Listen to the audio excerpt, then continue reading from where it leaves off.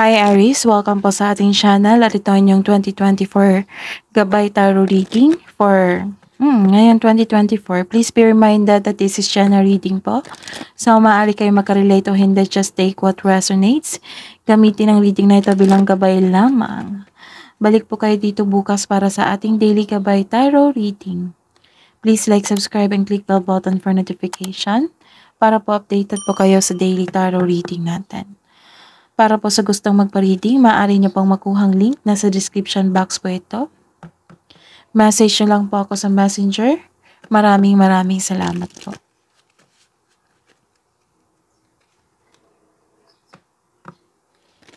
Para po kay Aries ngayong 2024.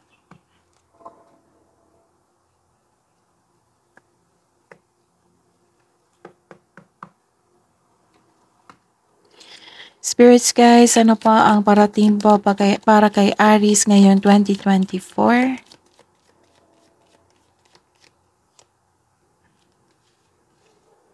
Okay. Nagkaroon ng hope sa inyong problema. You're inspired. Para po kay Aries po, spirits guys, ngayon 2024.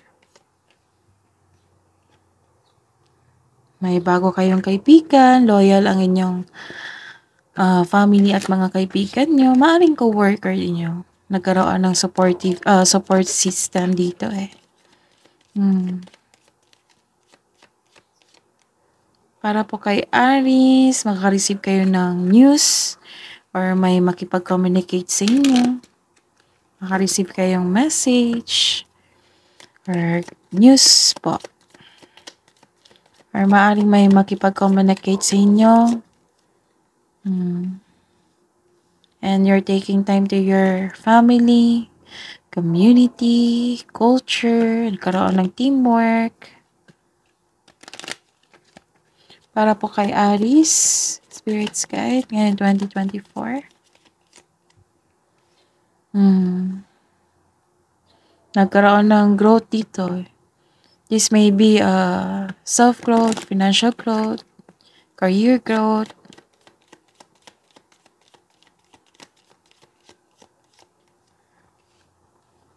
And maaaring makaranas kayo ng suffering or burden sa inyong trabaho pa or sa inyong love life. Spirits guys, ano po ang ganap? Anong ganap po ngayong January 2024 para po kay Aries?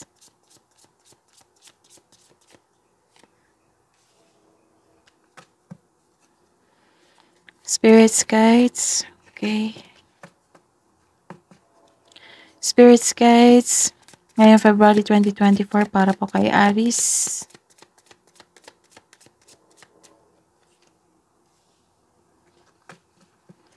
March 2024 para po kay Aries. April 2024 para po kay Aries.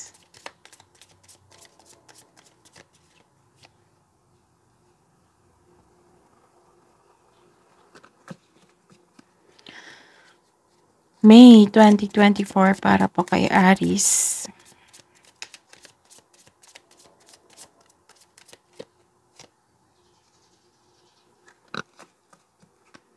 June 2024 para po kay Aries.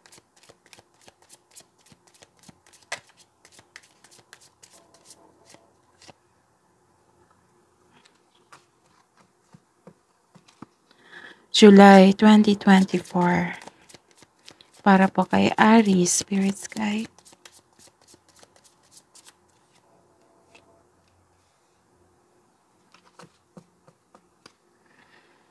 August 2024 para po kay Aries.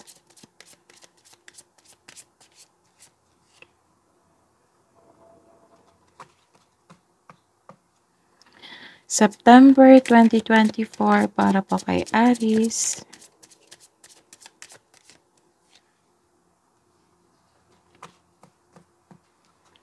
October 2024 para po kay Aries.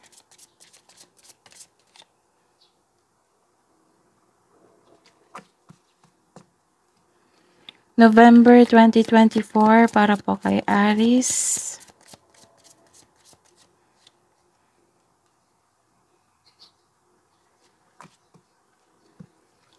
December 2024 para po kay Aries.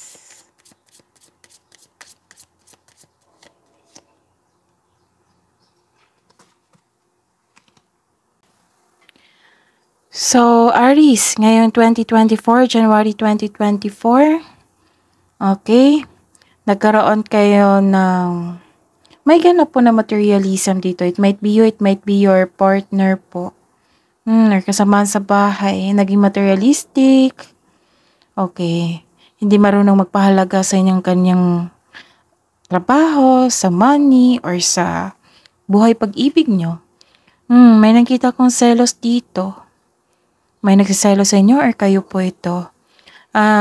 Okay, ingatan na inyong kaperahan kasi may nakita ko ditong hindi marunong mag-handle ng money, naging materialistic, may taong hindi maasahan din dito.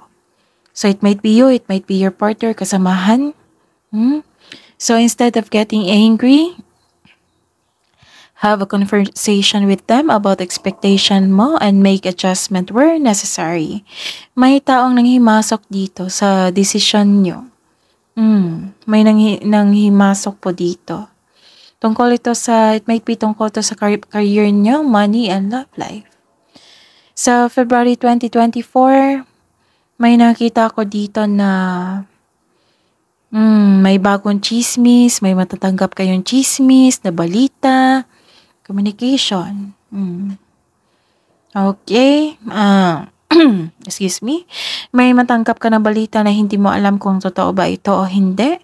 Ilan sa inyo nawala ng panatag, nagpadalos-dalos ng aksyon bago magkaroon ng wastong plano. Ito ay humantong sa pagpabaya sa inyong sarili at sa iba.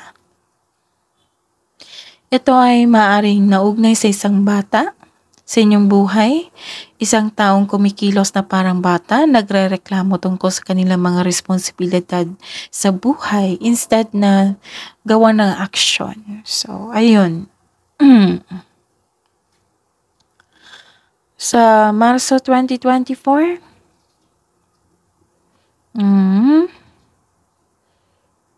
okay.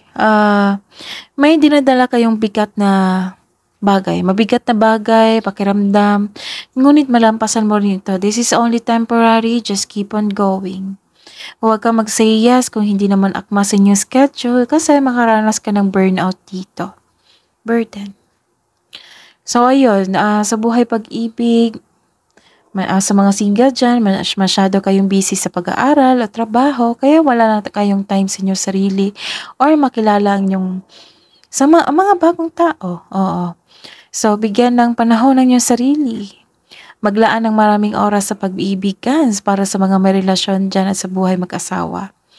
So, ilan sa inyo kasi breadwinner, kaya naubusan kayo ng oras para kilalanin nyo ang bagong tao sa buhay para sa mga single dyan. Maaari rin sa mga may relasyon na you're very pressured sa inyong sarili, sa inyong trabaho po kasi you're a breadwinner. So, ilan sa inyo nagbibigay ng pressure dito. You're relying on you for emotional and financial support. Maaring ikaw to or kapareha mo.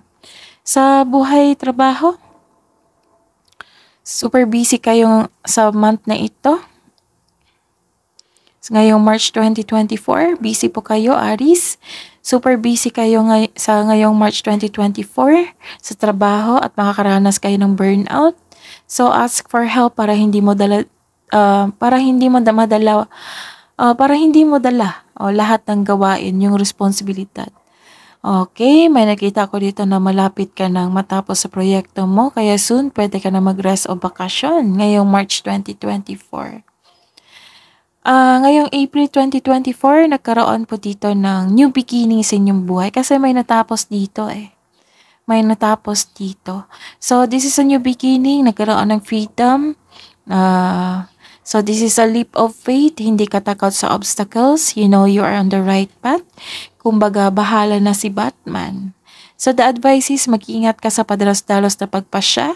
So kailangan magkaroon ng concrete plan and listen to your intuition. This card tells you na spread your wings and fly. Sa buhay pag-ibig sa inyong sarili at sa inyong karelasyon, para sa mga single dyan na you should take a chance on love, huwag kang matakot ma-in love. Some of you kasi nakita ko dito na takot kayong ma-in love ulit. For in relationship sa mga buhay mag-asawa sa mga may relasyon dyan, mukhang may tampuhan kayo. Oo. Okay. Ngayong April, okay. Ngayong kay Aries. May nakita akong tampuhan dito eh. The advice is leave the past behind. It's never too late to begin again. Mag-usap at magpatawad. Sa career and money po, you should take a risk and try something new. Try to step out sa comfort zone mo. Malay mo, ito na ang panahon na mag-level up ka na at magkaroon ng financial growth. So, ayun. You are divinely guided. Nakikita ko dito. So, do not be afraid. Ngayong Mayo 2024 po, para po kay Aries, nagkaroon ng overcoming obstacles dito. Nagkaroon ng self-assurance. Naging matatag kayo sa sandaling ito ngayong Mayo 2024, Aries, dahil ma-overcome mo yung struggles o challenges mo ngayon. So this card asks you na harapin mo yung fears, struggles, or challenges kaysa iwasan mo ito at mag-move forward ka with courage. So this card tells you na you don't know your own strength until it is tested. Sa buhay pag-ibig, sa kanilang sarili, sa kanilang karelasyon, para sa mga single dyan, have a confidence at labas ka rin sa comfort zone mo. Upang sa kayo, you have a chance to meet new people. Para sa mga buhay mag-asawa at sa mga may relasyon dyan, share your opinion o problema mo sa inyong partner para alam din niya na nasasaktan ka na or hindi siya nagkaroon ng time sa inyo. Kasi minsan may tao talagang hindi sensitive or palagay na sa relasyon without knowing na nasaktan na pala kayo. Okay. It might be you, it might be your partner po. Sa career and money, kung ikaw ay malakas o nasa posisyon, huwag itong abusuhin. You have a confidence and persistence in your career. You are eager to achieve a successful outcome sa work mo or business mo. So the advice is don't give up or don't doubt your strength. Feel your fears and take actions. Anyway, okay. So, sa June 2024, para po kay Aries. Wow! This is a love month. June 2024. Nagkaroon ng attraction at romansa. Nagpapahiwatig po dito. May parating na love or manliligaw. So, this is also means choosing relationship with mutual respect and healthy communication will lead you to the highest expression of love you seek. So, this card tells you na celebrate the love in your life. Okay, sa buhay pag-ibig nyo, may bagong connection dito eh. May romance na parating para sa mga single dyan. Maaring parating na ito or nasa harap mo na. Sa mga may relasyon, sa buhay mag-asawa sa mga may relasyon, the couple is divinely guided. Maaring siya na ang soulmate mo. Sa career and money, may namumuong romance dito sa workplace nyo or yung partner mo, kasamahan mo sa trabaho. So, this card also means may makipag-business sa inyo, okay? Or makipag-teammate. Gusto mo ang career mo ngayon dahil nagbibigay ito ng financial stability sa inyong buhay at nagagawa mo yung passion mo at the same time. So, this is a reminder also to choose divine love over instant relationship. By loving yourself, it will lead you to attract the right man, woman to you. Okay, this is a love month. Ngayon, June 2024. Para po kay Aries. Okay, ngayon, July 2024. Mag-ingat po kayo kasi may nakita kong deception dito or panlilin lang, manluloko na tao. Ang taong nanloko sa inyo nagbago na-enlighten na, siguro guilty. Pero, wala akong nakita kung mag-ask ng sorry eh. Pero na-enlighten na po siya. Nagkaroon na po siya ng guilt.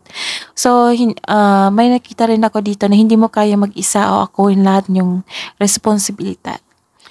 Ngayong August 2024. Okay. Nagkaroon ng pagpasya dito na may honesty na ganap. Sa buhay pag-ibig, may Kapareha kayo na trustworthy, matalino, who chooses reason over emotion. Ang relasyon na ito ay maaring isang tao na wala ng kapareha o isang tao na nag-iisang magulang. So, this may be the time na mag-remain single ka at focus sa inyong sarili. Lalo na't na-experience mo ang isang mabigat na pagsubok na naranasan mo. Nakaranas ka ng paghihirap. So, the advice is, this is not forever. You're learning important things about yourself to bring into your next relationship. Sa buhay, career, and money, okay? Humingi ng tulong mula sa inyong trustworthy coworker o taong same kayo ng business industry. At tsakin na magkagawa ka ng diskarte sa inyong kaperahan at layunin. Okay, next is...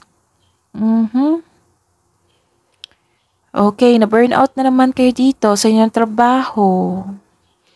You are feeling burnout, gusto mo na mag-resign o iwan yung negosyo mo, feeling uneasy kayo dito. Ngayon itong September 2024 para po kay Aries, you are feeling burnout po.